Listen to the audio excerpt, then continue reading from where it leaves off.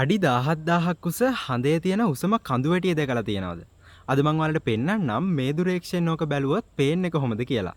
අද දෙසැම්බර් 29 වෙනිදා දැන් වෙලාව හවස 6:00ට වගේ මේ වෙලාවෙද්දි හඳ තියෙන්නේ හරියටම අහස මුදුනේ. ඒ වගේම තමයි හඳේ කලාව 70%ක් වගේ තියෙන්නේ.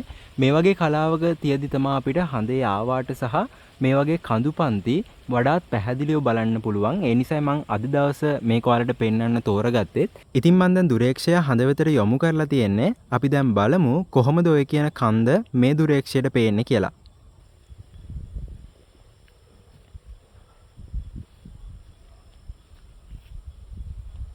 හරි ඔන්න හඳ ඔයාලට පේනවද මෙන්න මෙතන තියෙන කඳු වැටිය. ඔය කඳු වැටිය තමයි හඳේ උසම කන්ද පිහිටලා තියෙන්නේ. අපි ටිකක් ඒ හරිය zoom කරලා බලමුකෝ.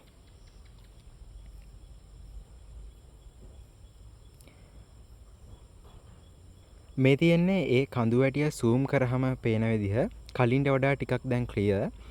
ඉතින් මේ කඳු වැටියේ මෙන්න මෙතන තියෙන කන්ද තමයි හඳේ උසම කඳු වැටිය වෙන්නේ. මේක නම් කරලා තියෙන මොන්ස් හුයිජින්ස් කියලා.